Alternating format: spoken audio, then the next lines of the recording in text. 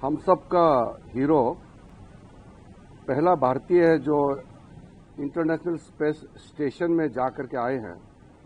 Captain Shubhanshu Shukla अब भारत लौट आया है। तो इस खुशी में आज पार्लियामेंट में शुभांशु शुक्ला का स्पेस यात्रा अंतरिक्ष में पहुंच करके इंटरनेशनल स्पेस स्टेशन में भारत का झंडा को ऊंचा करके आए हैं। तो ये सब भारतीय के लिए बहुत गर्व की बात है।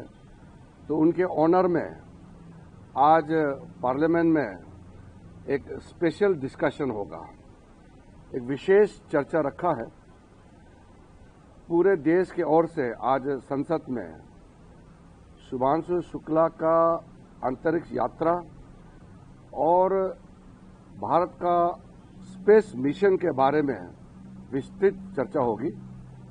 मैं उम्मीद करता हूं जैसे ऑपरेशन सिंदूर में सब पार्टी के मेंबर्स ने हमारे सेनाओं के पराक्रमी को लेकर के गुणगान गाया और देश ने सेनाओं को आतंकवाद के खिलाफ कार्रवाई करने पर बधाई दी, उसी प्रकार आज भी पूरे दल राजनीतिक विचारधारा से आगे बढ़ के एकजुट में कैप्टन शुभांशु शुक्ला और भारत के साइंटिस्ट जितने हमारे इसरो में काम करते हैं और अन्य क्षेत्र में अंतरिक्ष यात्रा में जिन्होंने योगदान दिया है, पूरे साइंटिस्ट को, विशेष करके कैप्टन शुभांशु शुक्ला को हम अभिनंदन करेंगे।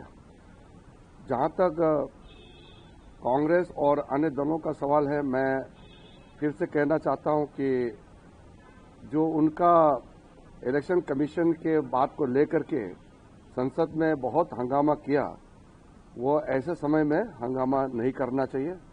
इलेक्शन कमीशन और कांग्रेस पार्टी के बीच के जो बात है वो इलेक्शन कमीशन में ही जवाब देना चाहिए।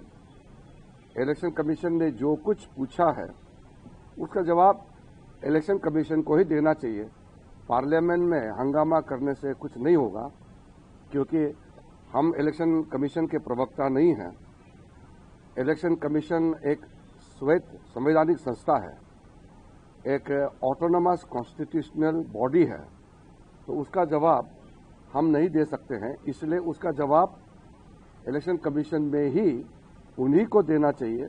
मैं आग्रह करता हूं कि भारत कुछ चंद देशों में गिना जाता है जो अंतरिक्ष यात्रा में कामयाबी प्राप्त की है, और भारत का स्पेस का ओवरऑल जो सक्सेस है उसको भी आज चर्चा में सुनने को मिलेगी। इसलिए मैं पुनः विपक्ष के साथियों को अनुरोध करूंगा कि बिना दलगत राजनीति विचारधारा लेकर के आज हम कैप्टन शुभांशु शुक्ला और पूरे हमारे एस्ट्रोनॉट्स जो हमारे साइंस की टीम है, इसरो की टीम है, सबको अभिनंदन करने के लिए एक मत में हम आगे आए और देश का गौरवगान करने वालों को हम सम्मानित करें।